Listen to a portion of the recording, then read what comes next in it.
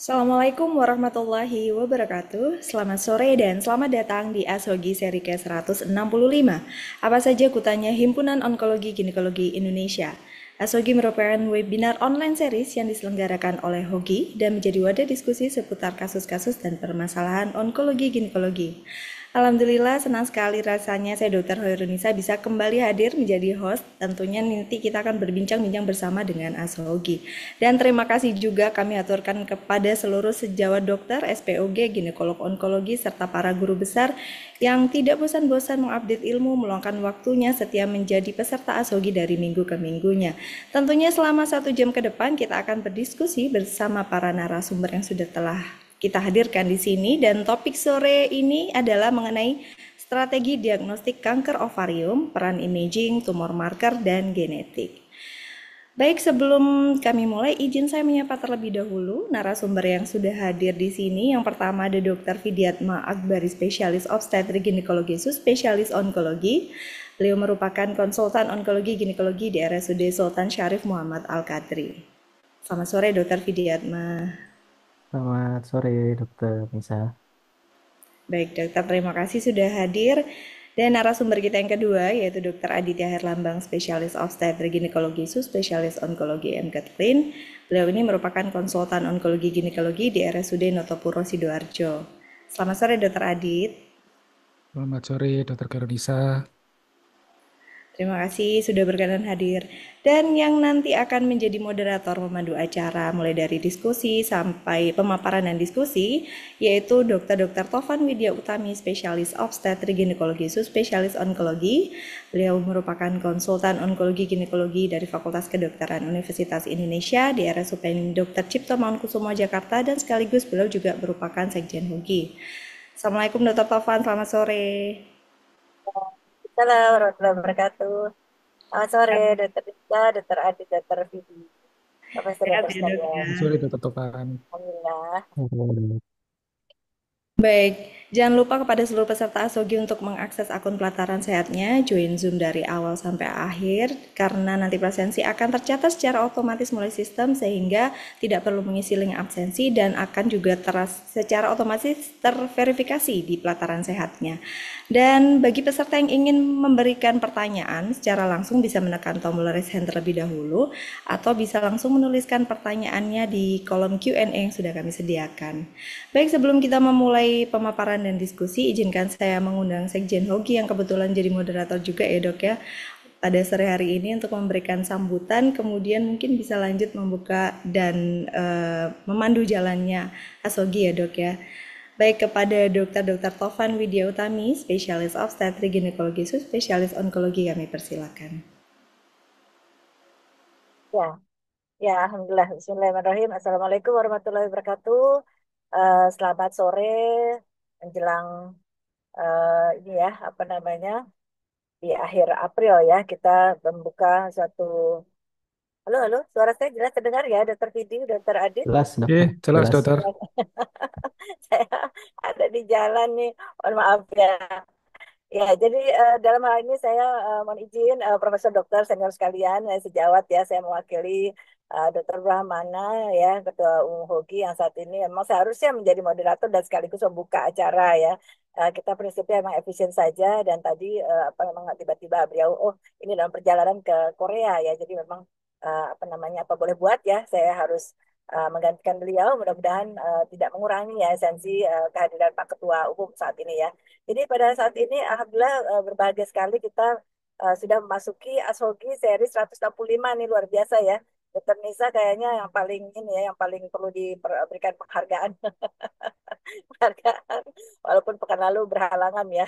Akhirnya kita ya sudah, apapun kita akan apa hadapi gitu ya. Jadi saat ini topiknya adalah strategi diagnostik kanker ovarium, bagaimana peran imaging, tumor marker dan genetik gitu ya. Jadi di sini Dokter Vidi dan Dokter Adit, alhamdulillah saya rasa sudah mempersiapkan ya dengan baik tentunya.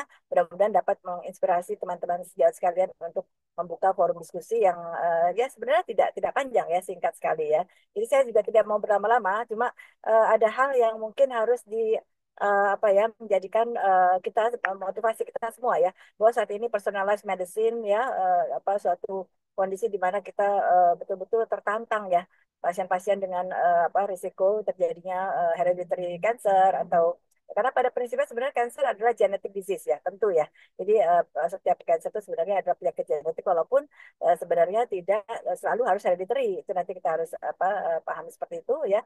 Bagaimana kemajuan imaging untuk memprediksi strategi ovarium manajemen kita nanti ya. Bagaimana kita mengurangi suatu under treatment karena pada pada beberapa evidence dinyatakan bahwa treatment pertama ataupun cytoreductive surgery itu adalah suatu uh, apa uh, faktor ini ya, faktor prediktif yang sangat bermakna untuk memperbaiki prognosis yang sebenarnya 30 tahun terakhir tidak bergeming di 45-49% ya, ovarian cancer overall survivalnya tidak meningkat ya, walaupun sudah banyak kemajuan di bidang biomolekuler ya. Jadi saya rasa itu saja pengantar dari saya, serius tapi santai. Mudah-mudahan kita semua selalu mendapatkan penjagaan perlindungan Allah Subhanahu wa taala ya. Mudah-mudahan sehat selalu ya. Salam hormat dari kami. Mohon maaf atas hal-hal yang kurang berkenan. Mudah-mudahan banyak manfaat yang dapat kita dapatkan pada kesempatan sore ini. Baik, terima kasih. Itu saja dari saya. Wassalamualaikum warahmatullahi wabarakatuh. Saya kembalikan ke Dr. Nisa ya sebelum jadi moderator. Baik, terima kasih Dr. Tovan atas sambutannya mewakili dari Ketua Hogi Dr. Brahmana yang memang kebetulan berhalangan hadir karena menghadiri acara KSGO. Baik, untuk selanjutnya pemaparan materi dan juga diskusi yang akan disampaikan oleh Dr. Adi dan Dr. Vidiatma yang langsung dipandu oleh moderator kita sore hari ini. Saya kembalikan lagi kepada moderator kami, Dr. Tovan. Kami persilahkan. Baik, baik ya. Alhamdulillah, kita langsung saja ya. Terima kasih kepada host yang selalu setia ya, Dr. Nisa. Beliau nanti ada ini nih, ada apa namanya, ada estafet ya, ada regenerasi ya. Karena bagaimanapun nanti akan terjadi nanti sebagai konsultan, nggak mungkin jadi host terus ya. Baik, ini saya dapat pesan dari Mbak Lucy ya. Jadi Dokter Adit yang akan memaparkan dulu tentang peran imaging ya. Silakan Dokter Adit. Ya, Dokter. Mohon izin share screen.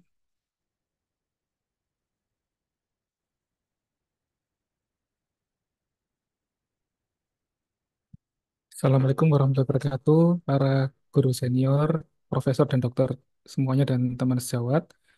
Saat ini saya dapat tugas untuk memaparkan peran imaging pada strategi diagnosis kanker ovarium.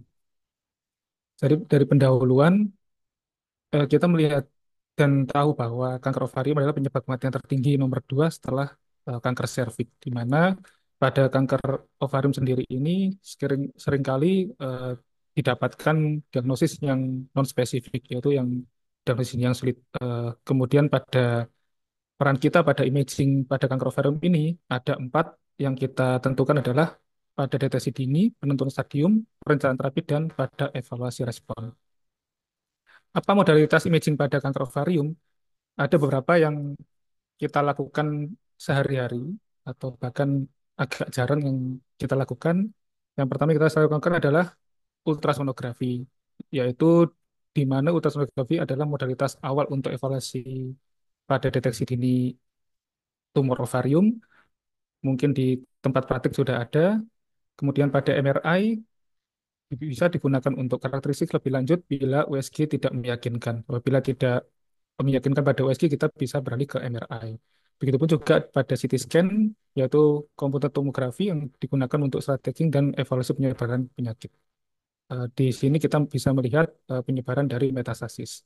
Kemudian untuk yang kita lakukan, mungkin agak jarang kita lakukan pada sehari-hari adalah PET scan.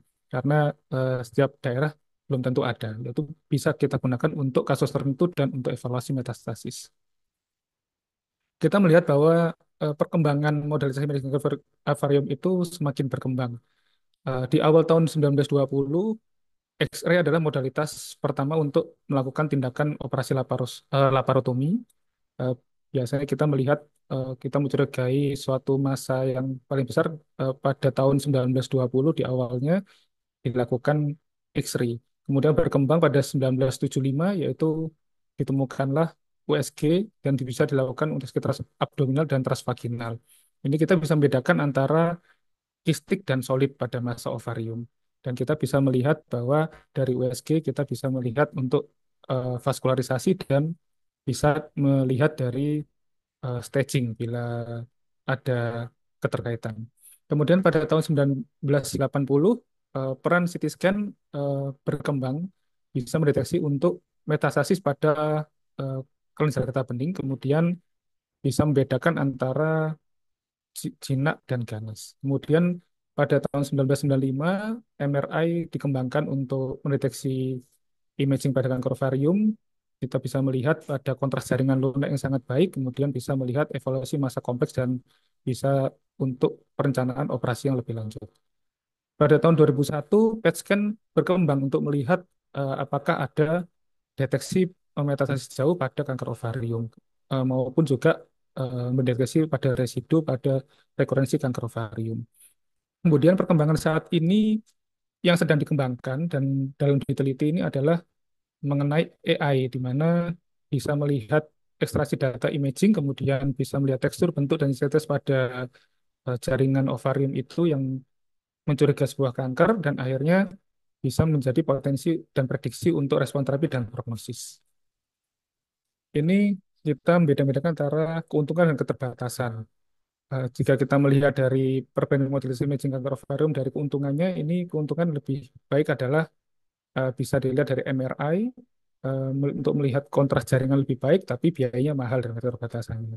Kalau USG kita bisa melihat dengan keuntungannya pasti murah dan real time, keterbatasan hanya operator dependen.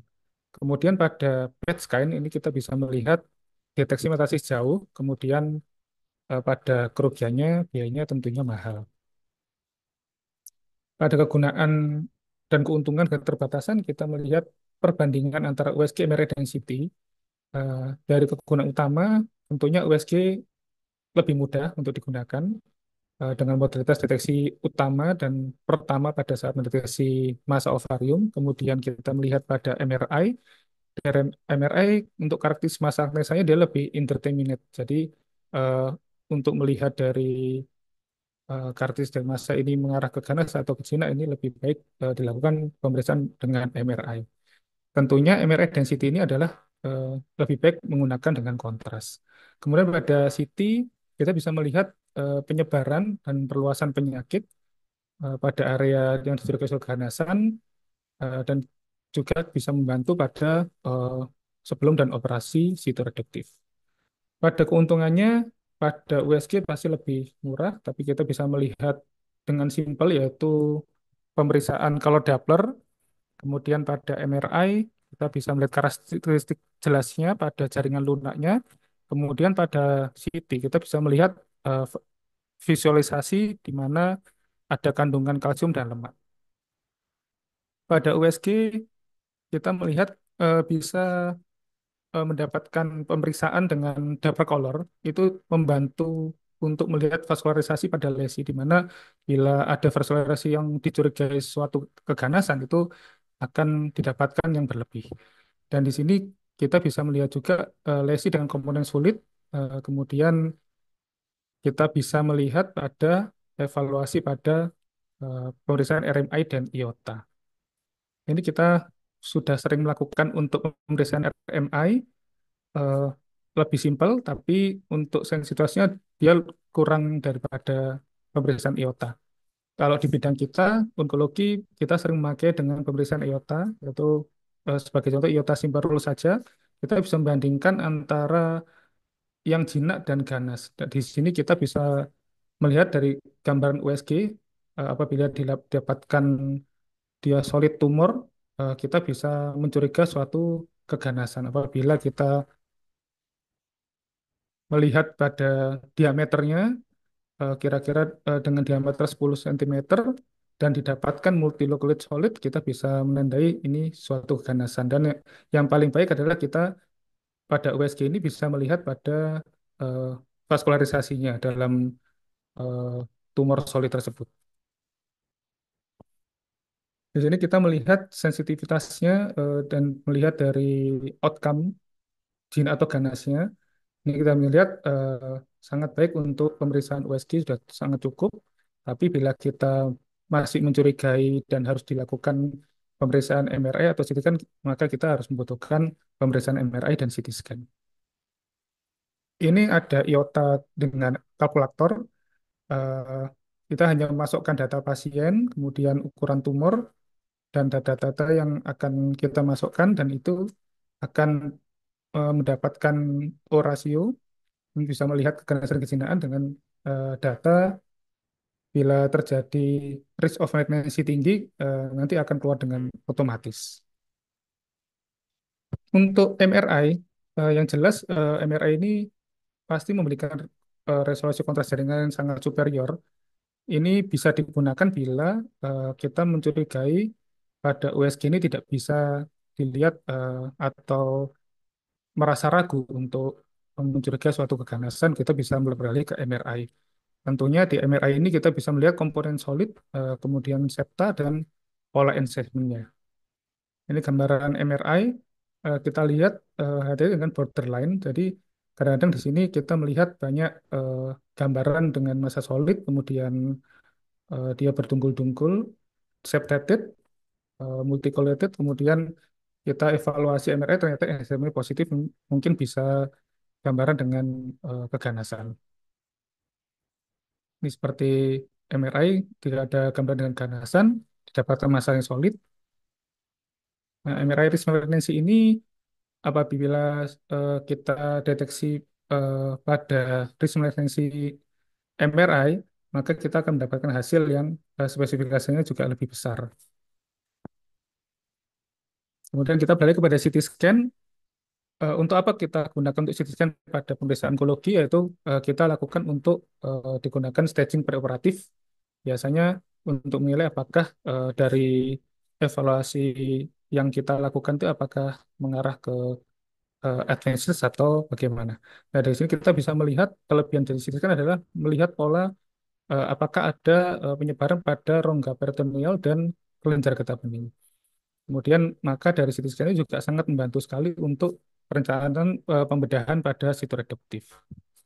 Ini gambaran di situ kan kita bisa melihat pola apakah ada penyebaran ke kelenjar getah bening atau tidak. Dari gambaran ini kita melihat pola enhancement, kemudian ada curigaan kepada penyebaran di kelenjar getah bening. Sini kita melihat ada kecurigaan ke kelenjar getah bening yang sesuai dengan pola dari gambaran tumor ovariumnya. Kemudian kita melihat PET CT. Kapan kita bisa menggunakan PET CT? Maka PET CT ini sangat membantu untuk menentukan diagnosis dan staging. Nah, setelah itu, apakah nanti evaluasi respon terapi juga bisa ditentukan oleh PET CT. Kemudian kita bisa mendeteksi metastasis kadang yang tidak bisa terlihat oleh CT scan atau MRI. Kemudian pada PET CT juga ada keunggulan, yaitu untuk mendeteksi rekurensi dan perencanaan radioterapi. Pada prinsip dasarnya, PET CT ini menggunakan 18 FFDG sebagai tracer, di mana FDG ini adalah fluorodeoxyglukase, jadi jenis zat radio tracer.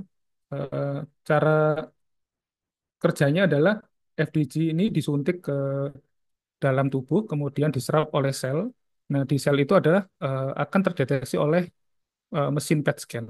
Kemudian zat FDG ini akan diserap dalam jumlah yang lebih banyak oleh sel-sel kanker.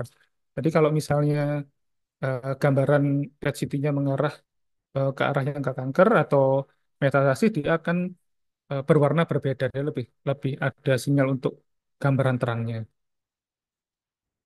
Ini kita melihat dari contoh high grade serous.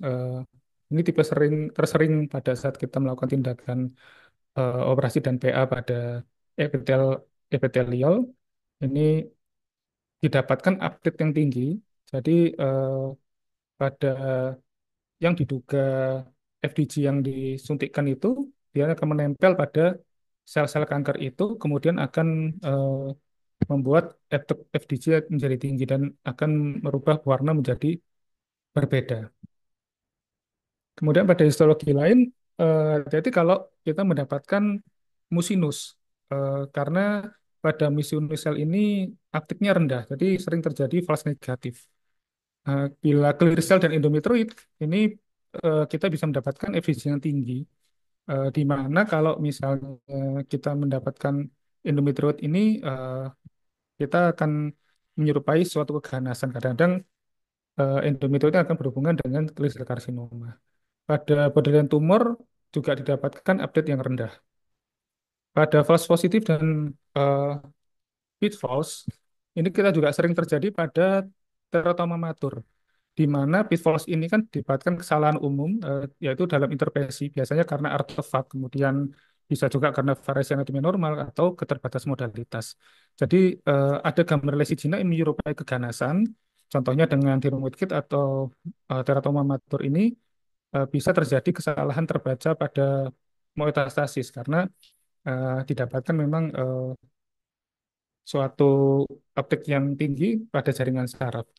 Itu pun juga terjadi pada endometriosis, kemudian pada PID. Dia akan menimbulkan uptake yang tinggi, yang mirip-mirip seperti karsinoma, karena dia begitu dia akumulasi tracernya di lebih besar, kemudian jaringan itu menyerap pada bagian yang dicurigai suatu penyebaran itu, kemudian maka pada tracer FCG ini membuat sinyal di mana eh, merangsang kalau glukosa yang dibutuhkan oleh sel-sel itu menjadi tinggi sehingga hati-hati pada proses inflamasi dan seperti endometriosis. Jadi kadang-kadang ada false positif pada pemeriksaan PET scan.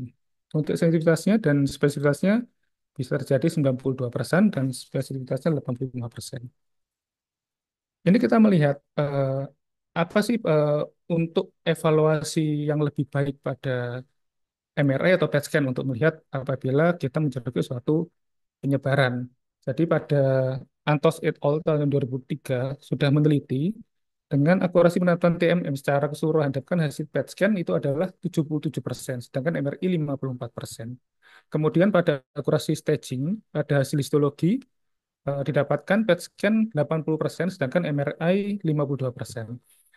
Pada evaluasi noduler didapatkan PSN 93%, sedangkan MRI 7%. Hal ini MRI tetap lebih baik daripada maaf, PET scan lebih baik terhadap, dibandingkan dengan MRI. Tapi keterbatasan MRI juga, PET scan juga ada, yaitu jika melihat lesi kurang dari 1 cm, dia akan sulit terdeteksi. Kemudian ada pasien dengan pasien yang siklus menstruasi dan menopause juga ada tidak stabil, maka akan mempengaruhi uptake. Di sini kita membuat kesimpulan bahwa PET-CT ini sangat penting untuk kanker pada kanker ovarium stadium lanjut. Kemudian kita harus perlu hati-hati dengan intervensi untuk menghindari false yang negatif. Kemudian kombinasi dengan klinis dan imaging juga sangat diperlukan. Pada kesimpulan ini, maka dalam perjalanan imaging ini juga harus mencerminkan kemajuan teknologi, di mana setiap modalitas juga mempunyai peran yang spesifik sendiri-sendiri, dan pentingnya kombinasi imaging dan biomarker maupun sangat penting untuk klinis, dan itu akan eh, membuat diagnosis dan manajemen optimal. Mungkin dari situ yang akan saya sampaikan. Terima kasih banyak.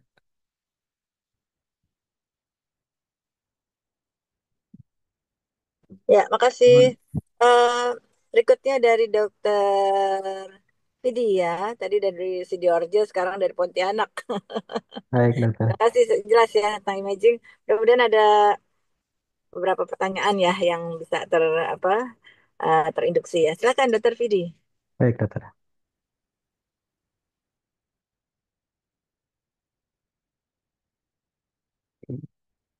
Enak. Sehubungan masih bulan Syawal, dok, saya izin mengucapkan takabul minna wa minkum, takabul ya karim pada seluruh panitia ASHOGI dan juga para pengurus HOGI, para guru dan senior dan sejawat, dokter. Mohon maaf lahir dan batin. Ya, amin. Masuk ke paparan saya, dokter, mengenai diagnostik pada kanker ovarium. Tadi sudah peranan imaging, kemudian saya akan membahas mengenai tumor marker dan genetic testing. Sedikit mengenai membahas mengenai diagnostik dari kanker ovarium. Tentunya dari suatu penyakit untuk diagnostiknya kita memerlukan anamnesis, pemeriksaan fisik, dan juga pemeriksaan penunjang. Yang mana untuk kanker ovarium sendiri itu dikatakan silent killer yang gejalanya itu biasanya bisa tidak bergejala ataupun gejalanya mirip-mirip dengan penyakit yang lain yang sehingga pasiennya tidak datang untuk mencari pemeriksaan. Gejala-gejala yang didapatkan di anamnesis seperti pembesaran abdomen, ada nyeri di pelvic atau abdomen, dispepsia, kemudian perubahan dari habit bowel atau urinary, kemudian penurunan berat badan. Yang harus ditanyakan pertama yaitu onset atau progresivitasnya, kemudian ada penurunan berat badan, berkurangnya nafsu makan, status menstruasi, riwayat penyakit, dan juga riwayat keganasan pada keluarga. Kemudian untuk pemeriksaan fisiknya sendiri, walaupun untuk benign dan malignan pada tumor ovarium ini, terkadang pemeriksaan fisiknya ini bisa agak mirip-mirip gitu ya, dari lokasi, mobilitas, konsistensi, ada tidaknya asites dan juga massa di Cavum 12. Untuk imagingnya saya lewati dulu, mungkin kurang lebih sama dengan yang sudah dijelaskan oleh Dr. Adit. Saya masuk ke tumor biomarker. Yang perlu diingat bahwa tumor biomarker pada tumor ovarium ini eh, memang membantu untuk diagnostik, tapi untuk saat ini memang belum ada ditemukan tumor marker yang spesifik untuk ovarium, sehingga penggunaan tumor marker sendiri juga harus dibarengi dengan pemeriksaan-pemeriksaan lainnya, pemeriksaan penunjang lainnya, baik itu imaging dan ataupun tumor marker ini biasa bisa juga periksa lebih dari satu tumor marker untuk meningkatkan sensitivitas dan spesifitasnya. Penanda tumor marker yang umum diperiksa seperti CA125 dan HE4 sendiri sering digunakan memiliki keterbatasan dalam sensitivitas dan spesifitasnya.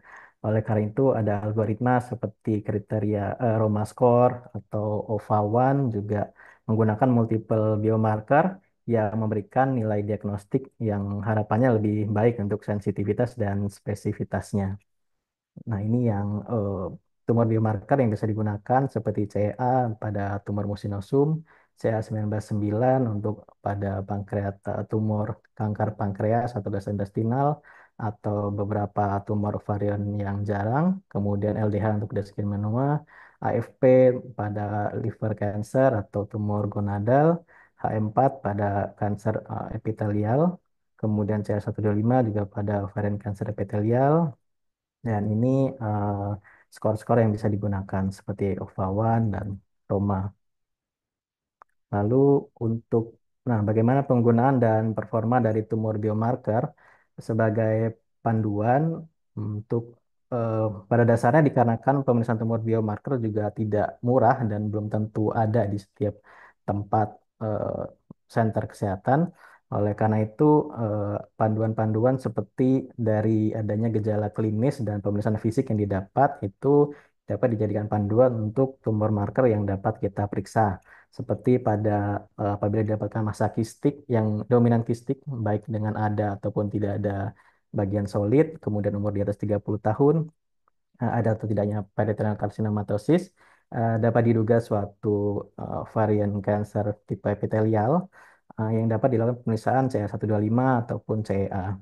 Kemudian untuk pada pasien-pasien yang postmenopause yang dengan massa solid dengan ada atau tidak adanya metastase pada peritoneal, kemudian ada gangguan menstruasi atau virilisasi, dapat diduga suatu sexual tumor yang dapat dilakukan pemeriksaan inhibin, AMH, estradiol, testosteron, androstenedion, dan dihido epiandrosteron.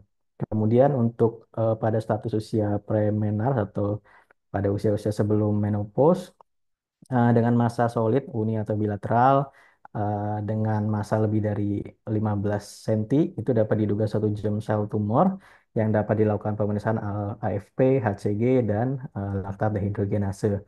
Kemudian untuk massa solid baik bilateral atau unilateral dengan dari riwayat keganasan dari GI tract dapat diduga suatu metastasis GI tumor yang dapat dilakukan pemeriksaan CA, dan juga pada eh, adanya asites dan peritoneal carcinomatosis tanpa adanya massa di adnexa dapat diduga suatu metastatik dari hepatobiliar atau upper GI tumor dapat dilakukan pemeriksaan CA 9 Untuk biomarker pada kanker ovarium sendiri, berdasarkan peran klinisnya, dapat dibagi menjadi untuk deteksi, diagnosis, prognosis, dan survival rate, progresif, dan metastasis, dan juga untuk cancer terapinya. Yang umum untuk diagnosis dan deteksi seperti pemeriksaan CA 125, kallikrein, kemudian H4, VEGF, eh, human prostasin, apolipoprotein A1, mm, tiretin, dan transferin. Kemudian untuk progresi dan survival rate, dapat dilakukan pemeriksaan bikunin dan kreatinin kinase B. Lalu untuk progresi dan metastasis dapat dilakukan pemeriksaan osteopontin. Untuk kanker terapi dapat dilakukan pemeriksaan VEGF dan mesotelin.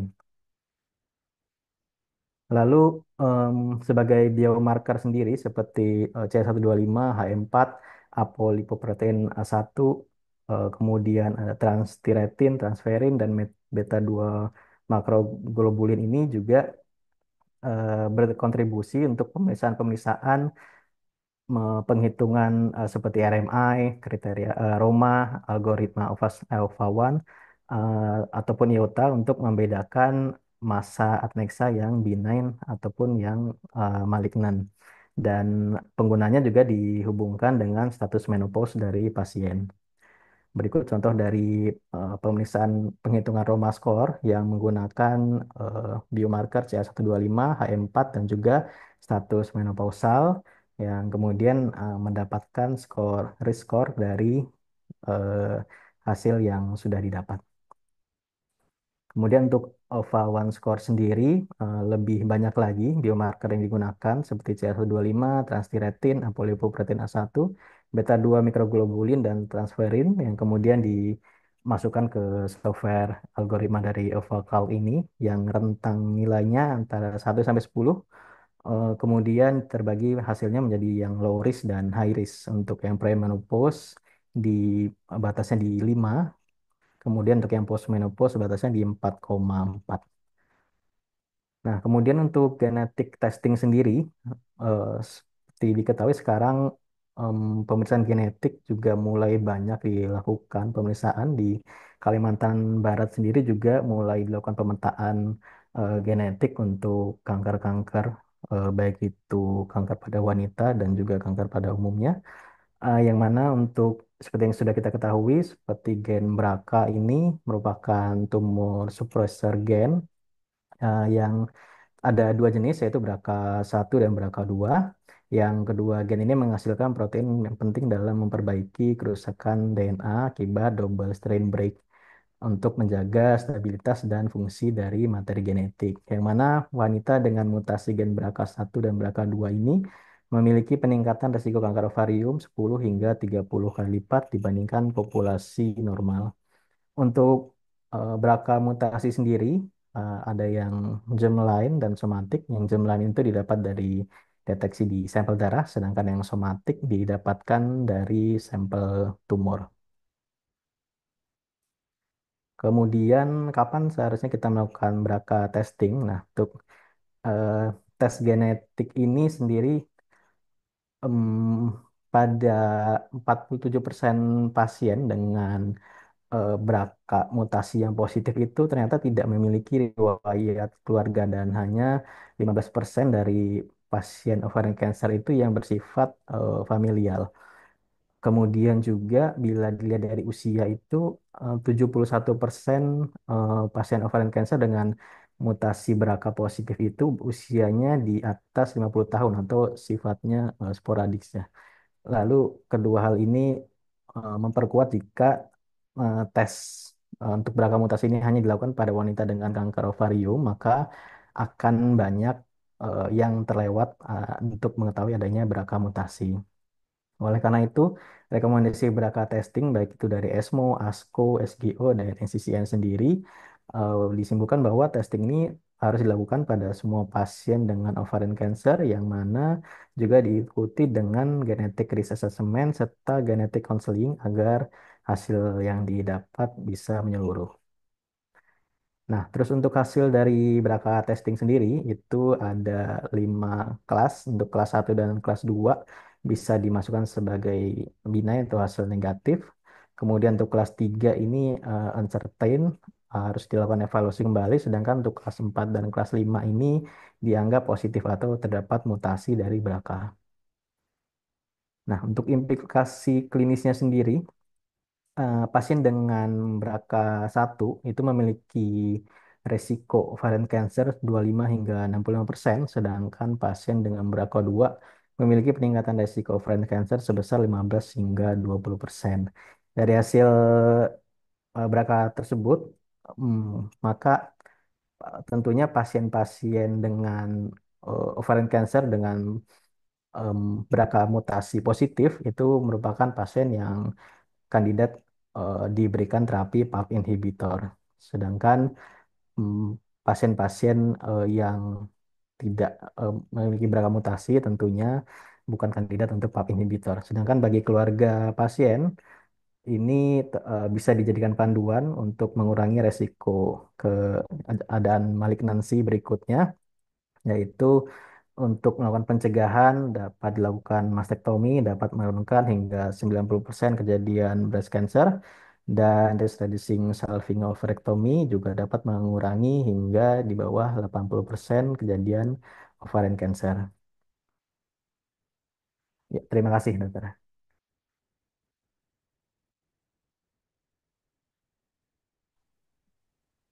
Ya, baik. Terima kasih Dokter Vidi ya. Terima kasih Dokter Adit. Jadi memang eh, untuk strategi pendekatan diagnostik kanker ovarium ini memang ini ya apa sangat eh, very very challenging ya, sangat-sangat menantang gitu ya karena memang ternyata di negara maju yang sudah begitu luar biasa ya kemajuan dalam bidang apa biomolekuler segala macam prognosis sel ovarium ini juga masih belum terlalu baik ya. Ya, karena kita melihat banyak sekali faktor yang memang apa namanya berbeda ya dibandingkan cervix yang saat ini cervix dinyatakan sebagai curable cancer bahkan ya. Baik, ada pertanyaan, udah ada masuk pertanyaan belum ya, Dokter Nisa ya? Sepertinya belum dok, ini kalau di Q&A. Iya, ya, oke.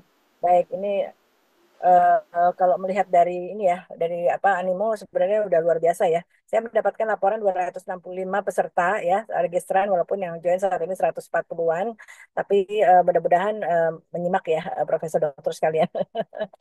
Ya, jadi oke. Baik, saya bertanya nih ya ke Dokter Vidi dan Dokter Adit ya, karena memang kita begini ya.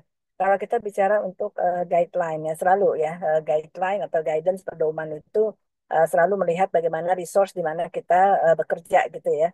Bahkan saya sering mengulang-ulang pada ESCO apa konsensus ataupun guideline selalu ya dinyatakan bahwa terkait dengan resource yang kita miliki, apakah kita dalam kondisi high resource atau low resource atau very very low resource gitu ya. Nah, kaitannya dengan tadi ya strategi apa diagnostik kayak penegakan dari sel ovarium ya. Tentu tujuannya adalah kita untuk memperbaiki oncologic outcome ya kan. Outcome dari onkologi apa pasien yang kita apa uh, apa tata laksana begitu ya. Nah, kalau tadi dikatakan Dokter Adit kan di awal-awal ada MRI, ada CT scan, ada PET scan ya. Nah, gimana nih dok? Kalau seandainya misalkan Dokter Adit menghadapi di Sidoarjo gitu ya, apa namanya rujukan beberapa rujukan mungkin bisa sharing kepada teman-teman di sini yang baik onkologi maupun non onkologi eh, beberapa kasus yang mungkin bisa kita ini ya kita perbaiki gitu ya manajemen atau terlaksana seringkali mohon maaf ya mohon maaf sudah dilakukan SOU gitu ya ternyata sebenarnya itu adalah satu malignansi ya gimana strategi di low resource ya menghadapi kasus dengan masa adnexa ya silahkan dokter Adit. Ya, terima kasih Dr. Tovan. Ya, tentunya pada kita menghadapi ini kecurigaan suatu masa Nesa yang dipermasalahkan adalah apakah masa Nesa ini ganas atau kejina. Nah, apabila ganas, bagaimana kita harus menentukan ini benar-benar ganas? Maka itu yang saya jelaskan tadi, kita harus memerlukan secara guideline awalnya kita melakukan USG, apabila memang dari USG itu sudah membuktikan karakteristik suatu keganasan, kita mencoba dengan perhitungan skor. Apabila masih mencurigai suatu keganasan, maka kita bisa naik ke untuk melihat pemeriksaan MRI untuk melihat karakteristiknya. Dan apabila misalnya apabila dengan penanda tumor yang sudah mencurigai suatu keganasan, kemudian pada pemeriksaan MRI sudah menandakan karakteristik keganasan, maka yang kita tentukan adalah ini sebetulnya kita melakukan pemeriksaan MRI atau CT scan. Nah, apabila ini pada pasien yang sudah mencuri suatu keganasan dan akan kita lakukan tindakan siterotoktif, maka pilihan lebih baik menurut saya adalah dari guideline dan melihat sensitivitas lebih tinggi adalah pemeriksaan CT scan, tentunya dengan kontras. Kemudian apabila memang pada pemeriksaan dan anamnesa pasien, kemudian pada penanda tumornya sudah eh, menandakan suatu keganasan, kita bisa melanjutkan ke pemeriksaan PET scan. Namun dari PET scan ini tidak semua fasilitas ada, terutama di Jawa Timur ini belum ada PET scan dan nantinya akan ada di Surabaya. Maka itu kita bisa memilih untuk melihat penyebaran dari evaluasi adalah pemeriksaan MRI meskipun dari sensitivitasnya dan spesifikasinya lebih tinggi daripada PET scan. Itu dokter. Jadi saya lebih cenderung untuk kita sebagai SPG umum atau ahli onkologi juga harus tahu apabila kita menentukan suatu keganasan, what next yang kita lakukan. Maka itu kita perlu melakukan pemeriksaan-pemeriksaan yang harus benar-benar akurat. Ya, ya, oke, baik, baik. Ada tambahan mungkin dari Dokter Fidi, silakan. Baik, dokter. Terima kasih, dokter. Melihat kondisi di Pontianak juga, dokter, memang untuk kanker ovarium sendiri, modalitas yang ada mungkin yang perlu dikuatkan ya dokter seperti USG, pemeriksaan USG sendiri. Memang ini juga selain operator dependen juga tergantung alatnya ya dokter. Dari 3 rumah sakit yang saya tempati masih ada 1 rumah sakit yang USG-nya itu harus dibantu intuisi kita. Jadi ya sebenarnya tergantung alat USG-nya juga selain kita juga. Eh, dari pemeriksaan USG itu juga sebenarnya bisa secara spesifik juga seperti eh, kita menentukan ini perkiraan tipe selnya itu apa itu sebenarnya apabila memang USG-nya cukup mumpuni itu juga bisa kita lihat dari hanya pemeriksaan USG ya dok. Seperti kalau di Eropa itu ada Viseropa yang cukup cukup kompeten dalam USG mungkin kita juga bisa menciptakan sonografer-sonografer yang cukup baik untuk dapat mendiagnosis masalah-masalah kanker ovarium ini. Harapannya juga dengan modalitas yang ada, akhirnya kita mendapatkan outcome yang cukup baik untuk tata laksana lanjutan seperti itu, dok. Terima kasih, dokter. Ya, ya, baik, baik. Alhamdulillah, makasih Dokter Fidi, Dokter Adit ya. Jadi kelihatannya dengan membuka wacana imaging ada ini nih, ada pertanyaan ya. Dari Dokter Irwin Lamtota ya. Izin bertanya dokter, ketika dari USG melalui IOTA Adnex model ya, kecurigaan ovarium. Jadi ketika melakukan USG sudah curiga nih, suatu suspek ovarium. Apakah perlu CT scan dulu ya sebelum dirujuk atau bisa langsung rujuk onkogen ya? Yang pertama, mungkin yang kedua kita sambung aja ya. Sebaliknya, apabila dari IOTA Next model risiko ovarium rendah, apakah perlu CT scan dulu baru dilakukan operasi? Nah, silakan. Mungkin saya mulai dari Dokter Vidi dulu ya. Tadi Dokter Adit, silakan Dokter Vidi. Baik, dok. Ya, sebenarnya kalau dari USG sudah bisa menentukan IOTA dengan cukup baik, berarti sebenarnya USG-nya itu sudah cukup bisa mewakili ya dok dari apa yang tergambarkan. Maksudnya berarti si sonografer ini kan sudah bisa memastikan itu masanya dari mana, apakah dia benign atau malignan gitu ya. Mungkin kalau di rujuk ke onkologi mungkin bisa dikomplitkan USG-nya lagi misalkan untuk pemeriksaan kemungkinan kelenjar getah benihnya seperti apa gitu ya dok.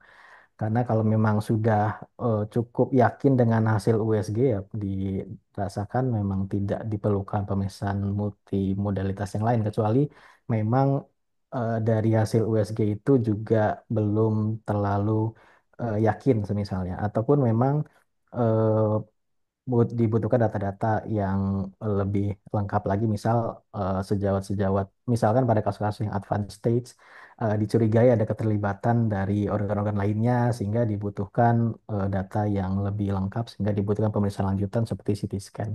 Menurut saya seperti itu, dokter. Ya, ya, oke, baik, baik. Silakan, Dokter Adit. Ada tambahan? Ya, terima kasih untuk pertanyaan Dr. Irwin. Jadi pada pemeriksaan IOTA menurut saya sudah cukup baik bila kita bisa membandingkan antara keganasan dan keganasan atau ini tumor yang jinak.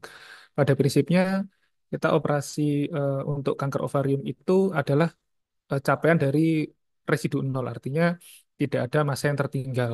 Nah, seringkali kita operasi ada beberapa massa yang tertinggal itu yang tidak bisa dilakukan oleh tindakan pada non-onkologis.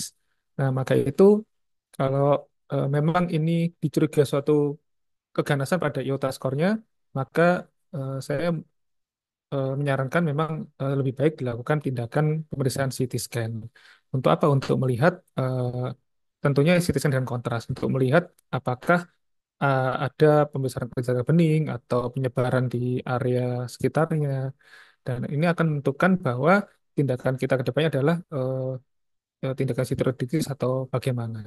Dan tentunya kalau misalnya kita menemukan bahwa iota indeksnya, iota skornya itu adalah non-malignancy atau eh, jinak, eh, saya rasa bisa langsung dilakukan tindakan operatif, tidak perlu dilakukan tindakan CT scan. Tapi bila dilakukan tindakan CT scan memang itu lebih baik. Itu betul. Terima kasih. Ya, ya, terima kasih ya. Ya, setuju ya, Dokter Adit, Dokter Vidi ya. Jadi, terima kasih Dokter Iwin atas pertanyaannya ya. Jadi, pada prinsipnya memang betul ya. Kalau kita bicara strategi ya, strategi. Artinya strategi itu adalah bagaimana kita usahanya apa minimal ya, artinya efisien, tapi hasilnya maksimal gitu ya. Artinya tercapai goalnya gitu ya. Nah, tentu tergantung resource tadi ya. Kalau seandainya tadi disampaikan ya, kalau misalkan CT scan-nya memang pasiennya dapat eh, jaminan, artinya BPJS tercover tanpa ada apa antrian ya, sehingga ketika pasien dirujuk nanti misalkan ngantri di rumah sakit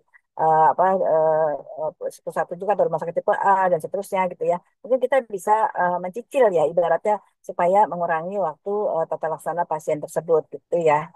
Tentu tidak menjadi satu mandatori ya. Artinya memang tadi disampaikan USG itu sudah sangat memadai. Artinya kita bisa melihat bahwa prediksi itu adalah suatu malignansi high risk atau tidak gitu ya. Sedangkan kalau untuk CT scan memang pada prinsipnya untuk melihat ekstensivitas ya, disease extension, gitu, disease extension sehingga kita bisa memberikan suatu penjelasan yang lebih lengkap kepada pasien ya sebelum pasien tersebut dirujuk begitu ya. Oke, ada pertanyaan lagi berikutnya. Alhamdulillah, Anonymous. Apakah penggunaan kalkulator IOTA Next model dapat membantu jika tidak ada advance imaging? Ya, baik. Bisa dipahami pertanyaannya. Mungkin Dokter Adit, silakan Dokter Adit. Ya, tentunya sangat membantu sekali pada pemeriksaan IOTA Indis Kalkulator karena itu kita apabila kita sudah mendapatkan kriteria yang diinginkan untuk pada pemeriksaan itu maka dari tampilannya akan didapatkan bahwa resiko terjadi keganasan pada pemeriksaan kita adalah ada grafiknya itu muncul biasanya di kalkulator itu langsung muncul nilai dari situ keganasannya sekian persen. Kalau kita mencurigai sudah mencapai hampir 100% itu sudah kemungkinan besar eh, suatu keganasan atau tendensi. Maka itu kita butuh untuk melakukan tindakan selanjutnya bagaimana. Maka itu eh, sangat diperlukan pemeriksaan imaging selanjutnya. Mungkin kita evaluasi dengan MRI untuk melihat hasilnya atau melihat dengan apakah ada pola penyebarannya kita melihat di CT scan dengan kontras. Begitu, dokter. Terima kasih. Ya, ya. Oke, makasih, makasih. Ada tambahan? Mungkin Dokter Vidi, Ya, setuju Dok. saya, Untuk silakan. IOTA Next model ini, setahu saya memang urutan pemeriksaannya IOTA Next model itu kan setelah kita terlebih dahulu melakukan easy descriptor, kemudian simple rule. Jika memang hasilnya inkonklusif, baru kita berlanjut ke Iota text model, yang mana membutuhkan sebenarnya hanya membutuhkan hasil USG dan hasil CA125, yaitu cukup nantinya akan keluar perhitungan resiko dari eh, keganasannya, baik itu resiko binainnya berapa, malignansinya berapa, kemudian untuk yang perkiraan stadiumnya juga nanti akan keluar. Saya kira sebenarnya cukup ya dengan USG dan CA125 saja untuk ATEX modelnya, Dok. Iya, iya, iya. Oke. Jadi memang betul ya. iPad Next itu nggak langsung mencat seperti itu ya. Biasanya kalau easy descriptors ya udah jelas endometriosis, ada ganglia appearance ya. Itu ya, biasanya kita nggak lanjut ke iPad Next model gitu ya. Jadi mungkin nanti sejawat dimanapun berada ya, mungkin saya menghimbau juga nanti di POGI Bali 2025 ini di bulan Juli apa ontologi ginekologi akan mengadakan satu workshop ya, workshop namanya Endova untuk endometrial dan ovarian manajemen gitu ya. Itu termasuk IOTA, IOTA at next model. Jadi endometrial sama ovarian juga apa kita bahas dan ada hands on-nya ya. Mudah-mudahan bisa mengupas ya rasa penasaran dari teman-teman sekalian ya. Karena nggak mungkin kita cuma menyelesaikan dalam waktu di apa SOGI ini karena mungkin kita bisa simulasi atau exercise untuk melakukan next model dan bagaimana expertise-nya ya. Karena kadang-kadang salah ada RR-nya, kemudian warna merahnya, kuning, orange segala macam itu perlu kita apa detailkan gitu ya. Ini ada pertanyaan lagi, jadi ini udah mau habis jadi pertanyaannya apa diserbu pertanyaan kita nih di akhir-akhir ya. Oke, izin Dokter Raditya. Nah ini dia. Mohon izin bertanya, Dokter Aditya. Nanti diarahkannya ke Dokter Aditya ya, karena namanya mirip ya, Raditya sama Aditya. Tadi disampaikan ada pemeriksaan dengan AI ya, terkait penegakan sel ovarium, bagaimana tingkat akurasinya yang di dokter dibandingkan modalitas yang lain. Oke. Kemudian yang kedua nih anonimus supaya cepat saja. Izin bertanya, jika pada pasien tumor padat ovarium ya, neoplasma padat mungkin ya, untuk tumor markernya kita pilih yang mana sebaiknya ya dok? Jika benar-benar harus memilih dan jika terbatas biaya ataupun regulasi BPJS. Oke, silakan bisa dikombin jawabannya Dokter Adit dulu ya. Silakan Dokter Adit. Ya, terima kasih, dokter. Jadi kalau pemeriksaan AI yang saya kutipkan tadi, sekarang lagi dikembangkan, di mana teknologi kemajuan di seluruh dunia ini akan terpusat pada AI. Jadi nanti akan eh, istilahnya AI ini akan versus dengan radiografer. Jadi di mana dengan AI aja kita munculkan, maka eh, data-data itu akan signifikan keluar semua. Eh, Kira-kira ini mengarah ke ganas atau ke Cina. Cuma untuk tingkat akurasi, tingkat spesifikasinya juga masih belum ada karena memang ini masih dalam pengembangan. Begitu, dokter. Dan untuk pada tumor padat, pada ovarium, tentunya kita tentukan dulu pada evaluasi USG-nya atau pemeriksaan tumor markernya. Memang yang susahnya itu adalah pada kita menjumpai suatu tumor pada ovarium, maka kita akan berpikir ini gambaran germ cell. Nah, pada saat gambaran ini kita memang butuh beberapa evaluasi tumor marker di mana kita membutuhkan LDH, pemeriksaan LDH atau pemeriksaan beta CG atau pemeriksaan lainnya, AFP dan lain-lain. Nah, itu memang beda dengan jenis tumor epitelium kita hanya bisa membutuhkan evaluasi untuk pemeriksaan CA125 dengan CEA. Nah, di situ memang kita agak kesulitan ya untuk menentukan bagaimana apakah ini perlu dibutuhkan. Apakah kalau kita dalam bidang onkologi memang dibutuhkan semua. Maka itu kita evaluasi lagi dengan menggunakan pemeriksaan CT scan atau MRI. Gitu, dokter. Mungkin ada penjelasan pada dokter Vidi yang menjelaskan untuk Ya, baik, evaluasi baik. Terima kasih biomarkernya. Dokter Adit. Silakan Ya. Dokter Vidi. Baik, dokter. Masalah untuk tumor padat ya, dokter. Tadi pastinya seperti yang dikatakan dokter Adit, pemeriksaan standar untuk tumor marker yang tumor padat itu seperti misalnya AFP, beta HCG, dan LDH, tapi juga bisa kita compare juga dari umur terutama ya. Umurnya itu juga nanti bisa melihat kira-kira Ya, ini lebih ke untuk usia-usia misalkan masih anak-anak gitu ya, misal. Jadi kita pilihkan yang misalkan ke AFP-nya gitu ya, nggak semua tiga-tiganya. Jadi kadang-kadang juga belum tentu di tiap rumah sakit ada pemeriksaan ketiganya itu ya. Kemudian juga misalkan pasiennya ternyata ada gangguan menstruasi pada usia postmenopause, mungkin sel granulosa gitu ya. Jadi bisa kita pemeriksaan-pemeriksaan inhibin seperti itu, atau eh, pemeriksaan-pemeriksaan hormonal yang mungkin ada di rumah sakit tempat kita bekerja. Intinya sih seperti itu. Karena tentunya dikarenakan tumor marker ini juga memang harganya cukup mahal, sehingga Pak dipastikan ke tersedianya terlebih dahulu, baru bisa kita cocokkan sekiranya mana yang bisa kita lakukan pemeriksaan seperti itu, dok. Iya, iya. Ya, setuju, setuju saya ya. Jadi betul sekali bahwa kita selalu menilai komprehensif ya, teman sejawat sekalian ya. Jadi tidak hanya melihat masa ovarium, adnexal mass ya, tapi melihat bagaimana predileksi atau secara epidemiologi gitu ya. Setuju ya. Nah, terkait dengan AFP betul ya. AFP itu adalah marker kedua yang sangat highly apa prediction ya. Jadi artinya betul-betul apa kita bisa tajam sekali ketika misalkan usia-usia belasan tahun atau di bawah 25 tahun ya, masa ovarium padat ya, kemudian HIV-nya meningkat sekali, itu pasti York tumor gitu ya. Ada dermatitis tumor, EST atau York tumor ya. Sedangkan kalau AMH untuk perimenopausal itu memang sudah sangat akurat sekali ya ketika pasien apa mengeluh suatu simptom ya, perdarahan AUB ya, kemudian teman sejawat menemukan adnexal mass ya, tumor padat ya, dengan hiperplasia endometrium, kemungkinan itu adalah suatu AGCT ya, adult granular cell tumor ya. Jadi kita bisa melakukan pemeriksaan AMH ya. Mungkin ini masih belum luas ya, tapi AMH sudah sangat baik sekali walaupun agak mahal sekitar 800.000 1 juta rupiah ya untuk sekali pemeriksaan. Baik, ini ada pertanyaan sekali ada lagi pada pasien screening dengan BRCA1/2 positif ya dari Dr. Rizka Subono ya. Tahapan-tahapan apa yang selanjutnya dijalani oleh pasien tersebut? Nah, ini rame ini seru lagi nih.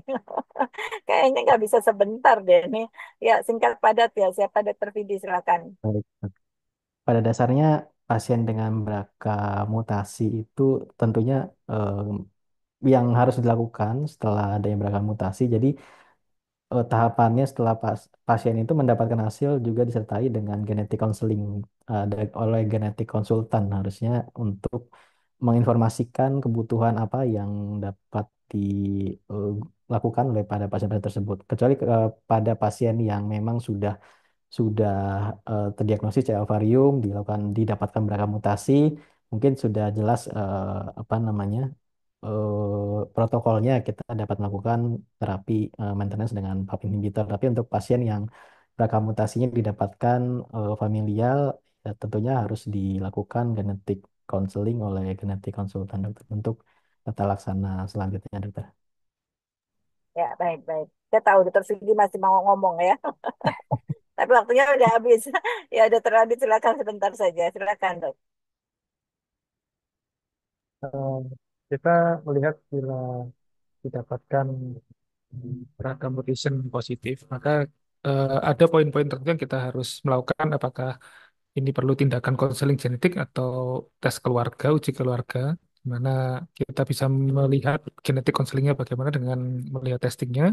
Kemudian ada surveillance intensif yang di mana kita bisa melihat apakah kita bisa evaluasi dengan MRI atau pencitraan pada ovarium atau organ pelvis, bisa bisa melihat paling enggak kita melihat CA125 atau transvaginal USG-nya bagaimana. Kemudian pada yang ketiga itu kita melihat untuk tindakan pencegahannya bagaimana. Maka itu apakah perlu kita lakukan risk reducing bilateral salving ovectomy atau RRBSO, atau kita lakukan dengan risk reducing mastectomy. Itu yang eh, di luar negeri dicontohkan Angelina Jolie, seorang Angelina Jolie yang ternyata beragam mutasinya positif.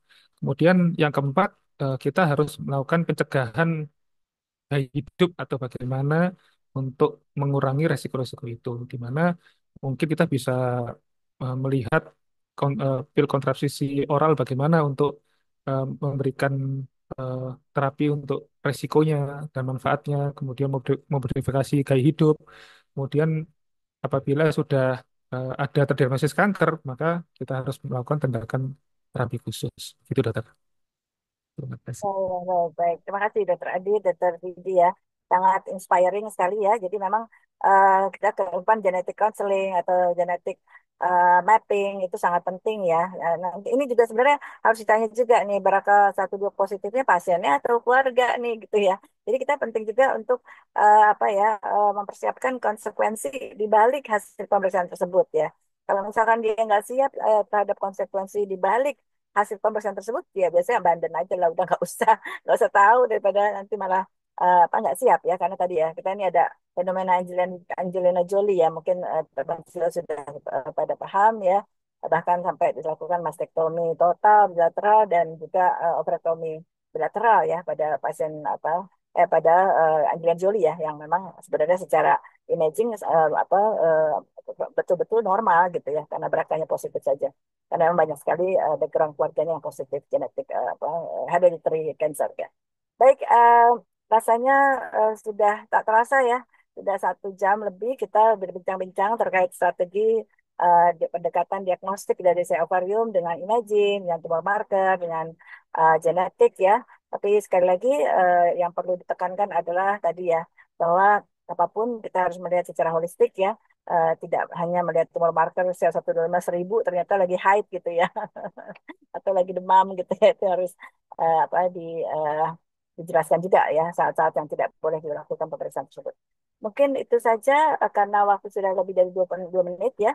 Mudah-mudahan bermanfaat. Sekali lagi atas nama tim yang bertugas saat ini, Dr. Vidi, Dr. Adit, ya, Dr. Brahmana juga menyampaikan salam dari seluruh pengurus HOGI. Terima kasih banyak atas segala support selama ini terhadap HOGI. Mudah-mudahan acara ini akan terus mewarnai akan hasanah ilmiah di Indonesia untuk kesehatan reproduksi perempuan Indonesia tentunya. Baik, mohon maaf atas hal yang kurang berkenan. Alhamdulillahirrahmanirrahim. Terima kasih Dr. Adit, Dr. Fidit sekali lagi. Assalamualaikum warahmatullahi wabarakatuh. Saya kembalikan ke Dr. Nisa. Silakan Dr. Nisa. Waalaikumsalam warahmatullahi wabarakatuh. Baik, terima kasih banyak kami ucapkan dan apresiasi juga untuk para narasumber dan moderator kita sore hari ini. Terima kasih Dr. Tovan, Dr. Vidi, terima kasih juga Dr. Adi, terima kasih. Baik, sudah cukup banyak rasanya kita sudah dengarkan dari kedua narasumber tentang bagaimana modalitas-modalitas imaging yang bisa kita gunakan untuk membantu diagnosis keganasan pada kanker ovarium. Bagaimana kita menggunakan USG sebagai initial modality yang cukup mudah tapi memang dependen pada operator. Kemudian MRI itu sebagai modalitas yang memang paling baik untuk melihat soft tissue dan perakiraan diagnosis pada keganasan kanker ovarium.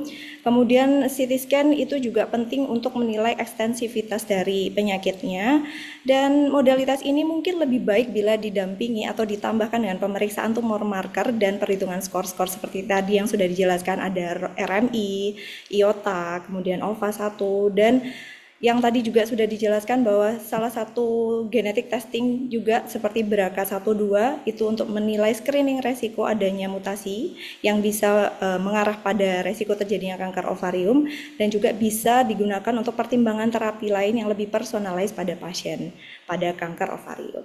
Baik, terima kasih banyak kepada seluruh peserta ASOGI. Kami mohon untuk mengecek pelataran sehatnya secara berkala, kemudian bisa menyelesaikan pembelajaran sampai batas waktu hari Jumat. Dan jangan khawatir yang mungkin ketinggalan join ASOGI sore hari ini dari awal, bisa melihat rekap ulangnya di akun YouTube kami di ASOGI. Begitu juga dengan video-video yang sebelumnya.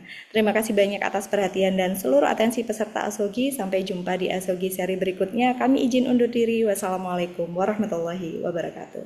Waalaikumsalam.